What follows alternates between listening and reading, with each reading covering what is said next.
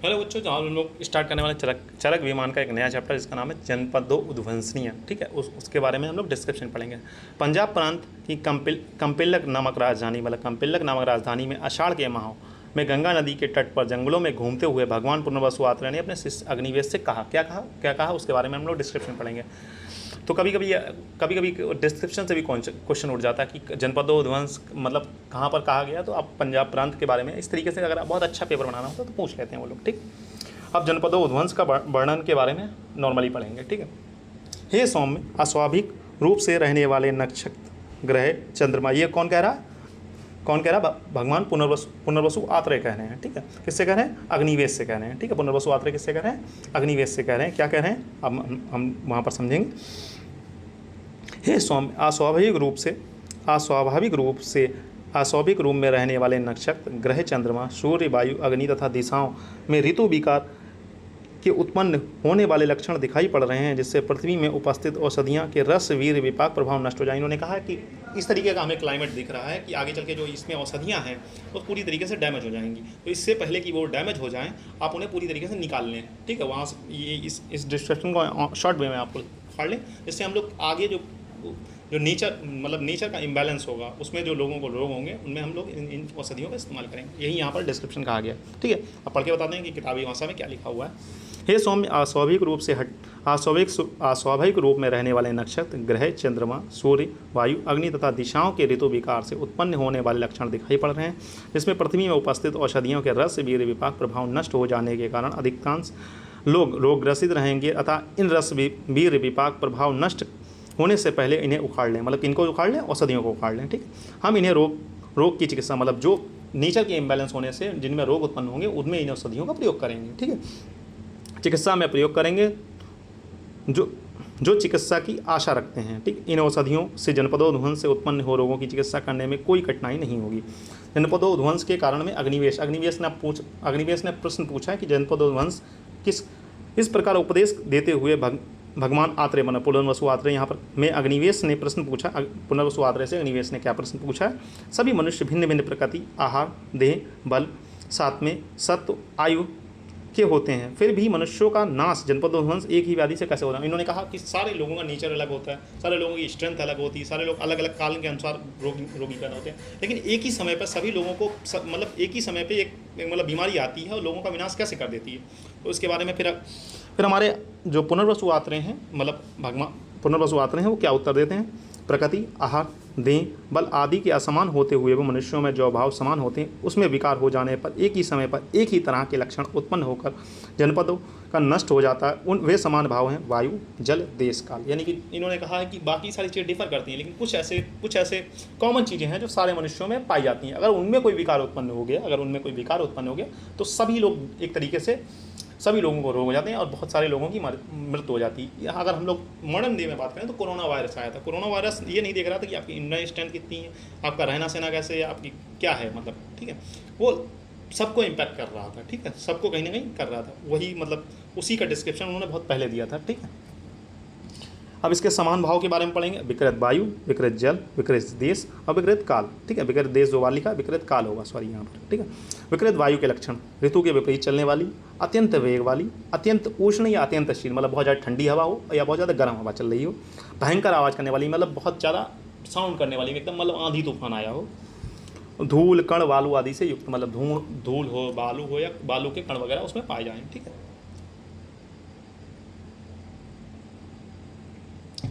अब हम लोग पढ़ने वाले विकृत जल के लक्षण। तो खराब पानी हमें कैसे पहचानेंगे? उसमें क्या हो? अत्यंत दुर्गंधी मतलब बहुत ज़्यादा गंदा हो, दुर्गंध आएगी उस पानी से, क्लेरी मतलब चिपचिपा होगा, स्वाद में रसीन हो मतलब उसमें कोई भी, जैसे पानी अगर आप गर्म करके पीते हैं तो उसका एकदम स्वाद चला जाता है, वो तो मतलब अच्छा हो जाता है लेकिन वो अलग ही स्वाद का हो जाएगा कुछ। ठीक है, पीने में अप्रिय हो मतलब पीने में उस बिल्कुल मन ना करे, जिस पानी को पीने में बिल्कुल मन ना है, जिसे छोड़कर जलचर मगर मछली आदि चले गए मतलब उसमें कोई भी प्रकार की फिश या कोई भी प्रकार के जो एक्वाटिक एनिमल्स हैं वो ना पाए जाएं, उस प्रकार के पानी को क्या कहा गया? दूषित जल कहा गया। विकृत देश के लक्षण। अब देश के मतलब किसी देश का कैसे लक्षण हो सकता है? जिस देश में भूमि की अस्वाभाविक वर्ण रसगंध विकृत हो गया मतलब जिस प्रकार की वहाँ पर मतलब बिल्कुल जो उसका मतलब नेचुरल कलर था भूमि का वो एकदम मतलब डैमेज हो गया है। ठीक है, जिसमें अधिक गीलापन हो मतलब बहुत ज़्यादा पानी गिरता हो, जहाँ सांप, बिच्छू, गिद्ध, चील संख्या, तो जिस प्रकार के हिंसक पशु पक्षी हैं उनकी संख्या बहुत ज़्यादा बढ़ गई। धर्म, सत्य, लज्जा नष्ट हो गए। जहाँ धर्म नष्ट हो गया और सत्य, मतलब सत्य कोई बोलता ही नहीं और लोगों में बिल्कुल लज्जा ना रह गई, मतलब बिल्कुल शर्म नाम की चीज़ ना रह गई उससे। भूकंप, उल्कापात, बिजली गिरी, मतलब जहाँ पर भूकंप बहुत रेयर, बहुत जल्दी जल्दी आता हो। उल्कापात मतलब वहाँ पर एस्टेरॉयड का मतलब बहुत ज़्यादा गिर रहे हैं उस समय। और बिजली मतलब लाइटिंग, मतलब बिजली वहाँ पर गिर रही हो।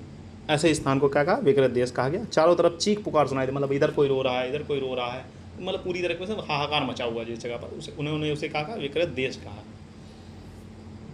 अब विकृत काल के लक्षण पढ़ेंगे तो ऋतु विपरीत लक्षण दिखाई दें, यानी सर्दी में देखो, काल मतलब सर्दी में बारिश का होना, उसी ऋतु का लक्षण अधिक मात्रा में, गर्मी में मतलब बहुत भयंकर गर्मी पड़ रही है और सर्दी में बहुत भयंकर सर्दी पड़ रही है। उसी ऋतु का लक्षण अल्प मात्रा में, मतलब सर्दी में सर्दी नहीं हो रही, सर्दी की जगह गर्मी हो रही है, तो इस प्रकार का कुछ हो। जनपदोध्वंस के कारण इस प्रकार के लक्षणों, दोषों से युक्त वायु, जल, देश, काल को कुशल विद्वान लोग जनपदोध्वंस का कारण मानते हैं। मतलब जो बहुत ज़्यादा इंटेलिजेंट हैं वो इसे क्या मानते हैं? जनपदोध्वंस, मतलब पूरी एक टेरिटरी या पूरा एक कंट्री इससे डैमेज हो सकता है। ठीक है, इम्पैक्ट इसका इतना पावरफुल हो सकता है। जनपदोध्वंस की सामान्य चिकित्सा, जनपदोध्वंस की हम लोग कैसे चिकित्सा करते हैं? तो जनपदोध्वंस करने वाले इन चारों भावों, जल, वायु, जल, देश विकृत होने पर भी उचित चिकित्सा न की जाए तो जनपदोध्वंस यानी जनपद का विनाश हो जाता है। अगर उन्होंने कहा औषधियाँ इसलिए उखाड़ लो क्योंकि आगे चल के बहुत ज़्यादा लोग इससे प्रभावित होंगे, तो उन लोगों की हम लोग चिकित्सा करेंगे।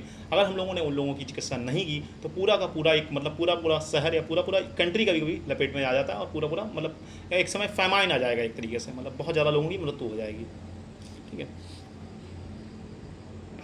तो इन्होंने कहा कि वात आदि दोषों का मूल है, यानी कि अगर कोई भी दोष अगर आपके अगर उत्पन्न हो रहा तो उसका मेन कारण क्या? अधर्म। आप अधर्म का मतलब ये नहीं होता कि आप अपने धर्म को नहीं मान। अधर्म का मतलब यहाँ पर कोरिलेशन किया गया है कि मतलब जो आपको दिनचर्या, ऋतुचर्या बताई गई है, जो आपको मतलब डे टू डे एक्टिविटी में बताया गया, आप उसे पालन नहीं कर रहे हो। यहाँ पर धर्म का मतलब ये नहीं कि हिंदू धर्म, मुस्लिम धर्म। यहाँ पर धर्म का मतलब है आपको जो चर्या बताई गई है आपको आयुर्वेद के हिसाब से, जैसे दिनचर्या में ये करना चाहिए, रात्रिचर्या में ये करना चाहिए, इस ऋतुचर्या में इस ऋतु में ये करना चाहिए, उनको ना पालन कर रहे हो तो उसे अधर्म माना गया आचार्यों के साथ। आदि युग में अधर्म मूलक लोभ की उत्पत्ति। अब किस प्रकार से लोभ की उत्पत्ति हुई उसके बारे में हम लोग पढ़ेंगे। कृतयुग में मनुष्य जो थे वो देवताओं के समान थे, प्रभावशाली, लोभ, मोह, भय, क्रोध से रहित थे। कृतयुग में एकदम मतलब लोग आनंदित रहते थे, ना किसी को क्रोध ज़्यादा आता था, ना किसी को मोह होता था, ना किसी को भय, ना कुछ नहीं होता था। फिर क्या हुआ? कृतयुग के कुछ समय बाद धनी लोग, तब कुछ लोग पैसे वाले हो गए, तो उनके अंदर क्या आ गया? शरीर में भारीपन आ गया। उन्होंने बहुत ज़्यादा मतलब बहुत ज़्यादा खाया पिया, तो उनके अंदर शरीर में क्या आ गया? आलस्य आ गया। आलस्य से क्या हुआ? संचय की प्रवृत्ति, मतलब उन्होंने अपनी चीज़ों को इकट्ठा, मतलब पैसा वैसा इकट्ठा करने की प्रवृत्ति आ गई कि ये संपत्ति हड़प लो, ये संपत्ति इसकी ले लो, या ये संपत्ति खरीद लो, इतना पैसा हो जाए तो मैं आराम से बैठ के खाऊंगा, उस प्रकार की प्रवृत्ति हो गई।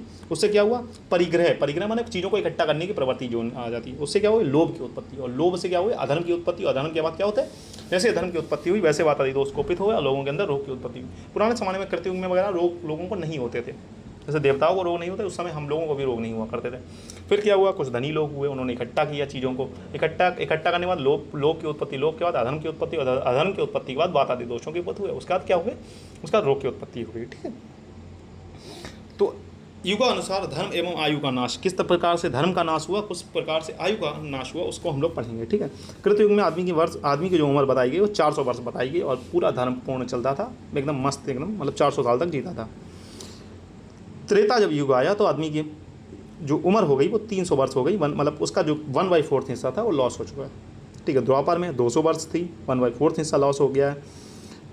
कलयुग जो अभी चल रहा है उसमें आदमी की जो आयु मानी गई है धीरे धीरे कम होती जा रही है। एक समय आयु आएगी एकदम कम हो जाएगी और आदमी पर उसका प्रलय आ जाएगा। ठीक है, अभी 100 वर्ष है। इंडिया की जो अभी लाइफ एक्सपेक्टेंसी अभी जो देखी जा रही है वो 65 और 70 का राउंड है। ठीक है, तो कितना % घट गया आप खुद ही देख लो।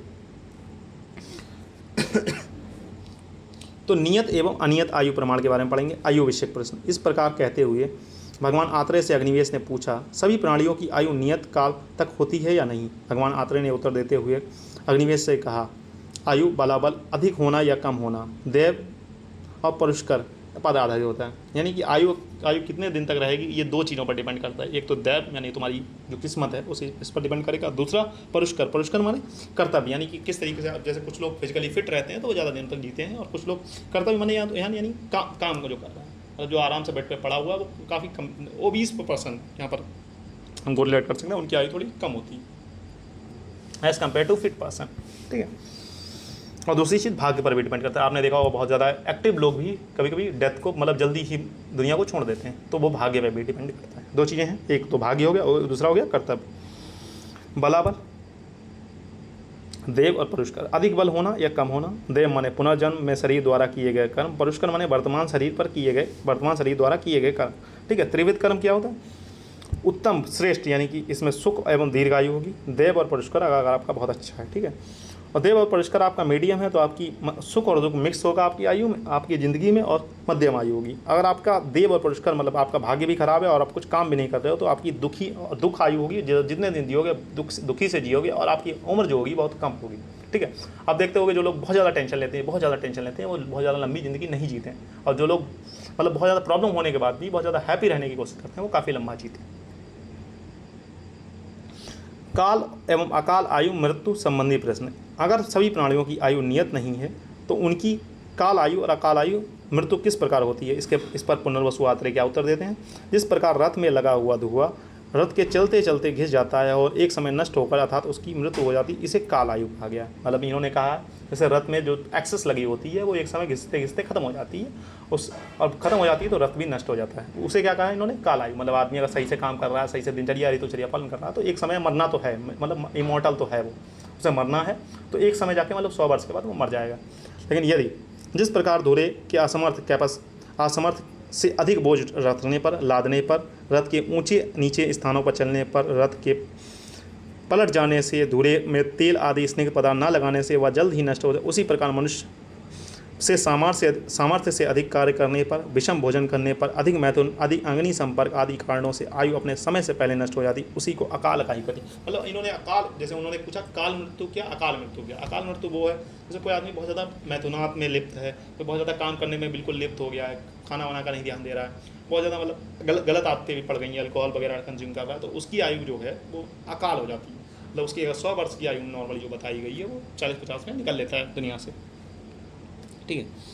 उसका इन्होंने कहा ज्वर में उष्ण जल की उपयोगिता। इन्होंने कहा ज्वर, इन्होंने एक प्रश्न पूछा है जो नॉर्मली बच्चे पूछेंगे कि ज्वर जो होता है वो तो गर्म होता है, उससे पूरे शरीर गर्म होता है, लेकिन हम लोग बुखार में गर्म पानी देते हैं फिर भी बुखार ठीक होता है, ऐसा क्यों? लॉजिकल क्वेश्चन था। तो वैद्य ज्वर ग्रसित व्यक्ति को उष्ण जल देते हैं, शीतल जल क्यों नहीं? जबकि शीतल जल पित्त शामक होता है तो ज्वर को कम करना चाहिए, यानी जो शीतल जल होता है वो पित्त को शमन करेगा, ठीक है, कफ को बढ़ाएगा, पित्त को शमन करेगा, तो कायदे में ठंडा पानी देना चाहिए, लॉजिक है। ठंडा पानी दोगे तो बुखार कम होना चाहिए, लेकिन हम लोग उसे गर्म पानी देते हैं, उसकी वजह से भी बुखार कम होती है, ऐसा क्यों होता है? इसको मैं पढ़ा चुका हूँ आपको, इसको मैं कहाँ पढ़ा चुका हूँ आपको? निदान स्थान में, ज्वर निदान में आपको पढ़ा चुका हूँ। वहाँ पर क्या हुआ, वहाँ पर जो स्टमक में हो गई, स्टमक की अग्नि को लेके वो पूरे शरीर में फैला चुका है, जिसकी वजह से ज्वर हुआ, तो स्टमक की अग्नि जो हो गई वो मंद हो गई है, ठीक है। स्टमक की अग्नि को फिर बढ़ाने के लिए हम लोग उसे गर्म पानी दे रहे हैं, ठीक है। उत्तर, ज्वर पीड़ित व्यक्ति के शरीर में निदान, देश काल आदि को अच्छी तरह समझकर दोष पाचन के लिए उष्ण जल का पान कराते हैं। इन्होंने कहा है कि मतलब जो भी वो खाना वाना खाएगा, क्योंकि अग्नि जो जठर अग्नि थी वो पूरे शरीर में उसने फैला दी जाके, दोषों से मिलकर पूरे शरीर में फैला, जो हमारी स्टमक की मतलब जो मेन तरीके से डाइजेशन कर रही थी वो अग्नि तो खत्म हो चुकी है, उसको बढ़ाने के लिए हम लोग, क्योंकि रोगा सर्वे पे जानते हैं मंदम मंदम चले, ठीक है, सारे रोगों का कारण क्या? मंद अग्नि। अब मंद अग्नि जब तक रहेगी तब तक कोई भी औषधि दोगे मनुष्य ठीक नहीं होने वाला, ठीक है। उस मंद अग्नि को बढ़ाने के लिए हम लोग क्या देते हैं? उष्ण जल देते हैं। तो ये लॉजिक उन्होंने बताया। क्योंकि ज्वर अमाशय से उत्पन्न होता है, ज्वर को दूर करने के लिए औषधियाँ प्रयुक्त की जाती हैं, उन औषधियों को पचाने के लिए उष्ण जल का प्रयोग करते हैं, ठीक है। नॉर्मली मैं समझा दिया वो पूरी टॉपिक। शीतजन्य एवं उष्णजन्य रोगों की विपरीत चिकित्सा। उष्ण द्रव्यों से उत्पन्न रोगों में हम लोग शीतल द्रव्यों का प्रयोग करते हैं। मतलब अगर कोई आपने ऐसी कोई दवाई वगैरह खाई है जिसके कारण आपका शरीर बहुत गर्म हो गया तो आपको शीतल द्रव्यों से चिकित्सा करेंगे। और अगर ठंडी वंडी लग गई है, आइसक्रीम वगैरह खाई हो तो आपको गर्म दवाइयाँ मतलब काढ़ा वगैरह दिया जाता है जो कि गर्म होता है, शुंठी मरीच पिपली त्रिकटू वगैरह का काढ़ा दिया जाता है जो कि गर्म होता है, गिलोय वगैरह काढ़ा देते हैं, ठीक है, वो ठीक करता है बाद में। इन्होंने बताया अब तर्पण के 3 भेद हैं, लंघन, पाचन और दोष सेचन, ठीक है। इनको आप पढ़ेंगे आगे जो पढ़ेंगे आगे आप काय चिकित्सा में भी इनका डिटेल में पढ़ेंगे, ठीक है। तो यहाँ पढ़ के जाएंगे तो अच्छा रहेगा, क्योंकि आगे आपको काय चिकित्सा में भी इसे पढ़ना है। लंघन मतलब जब दोषों का बल कम हो तो हम लोग लंघन कराते हैं, जब दोषों का बल मध्यम हो तो लंघन और पाचन दोनों कराते हैं, और जब दोषों का बल बहुत ज़्यादा अधिक हो, मतलब इतनी ज़्यादा अधिक हो गए कि बिना निकाले काम नहीं चलेगा, तो उसको दोष सेचन मैंने क्या, ज़बरदस्ती उन्हें पकड़ के बाहर निकालना है। मतलब ऐसी दवाइयाँ खिलानी है जिससे बात पित्त कफ सीधे बाहर निकले, ठीक है, बहुत ज़्यादा बढ़ गया है। तो इसका देख टॉपिक है अचिकित्सीय पुरुष, मतलब किन किन लोगों की हमें चिकित्सा करनी ही नहीं चाहिए। ठीक है, हितकर वचनों को ना मानने वाला, मतलब डॉक्टर की कतई बात, डॉक्टर ने कहा 2 टाइम दवाई खाना, वो एक ही टाइम खा रहा है और बाद में आ रहा है, तो उसकी चिकित्सा आपको करनी नहीं, क्योंकि वो ठीक होने वाला नहीं है। अगर ठीक नहीं होगा वो 4 जगह आपकी बुराई करेगा, तो ऐसे लोगों को आपको दवाई वगैरह नहीं देनी है।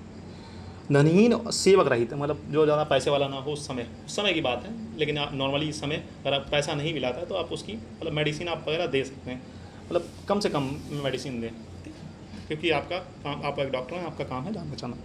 क्रोधी, मतलब बहुत ज़्यादा गुस्से हो तो उसकी भी चिकित्सा नहीं करनी, खाली में लड़ाई वगैरह करेगा। दूसरों की निंदा करने वाला, मतलब वो उसकी बुराई कर रहा है कि उन डॉक्टर से दवाई ले आए थे, कुछ फ़ायदा नहीं करो, तो आगे जाएगा वो तुम्हारी भी बुराई करेगा, तो उसकी चिकित्सा नहीं करनी चाहिए। अधर्म से अधिक लिप्त, मतलब बिल्कुल झूठ बोल रहा हो, बिल्कुल तुम्हें सही नहीं बता रहा बीमारी के बारे में, इसकी बुराई कर रहा हो, उसकी बुराई कर रहा हो, बिल्कुल, तो उसकी चिकित्सा करनी नहीं है। अरिष्ट लक्षण उत्पन्न, मतलब तुमको पता है ये 4-5 दिन में मर जाने वाला है, बिल्कुल बिल्कुल मतलब ख़त्म हो चुका है, तो उसकी चिकित्सा नहीं करनी, खाली में अपना नाम क्यों खराब करोगे।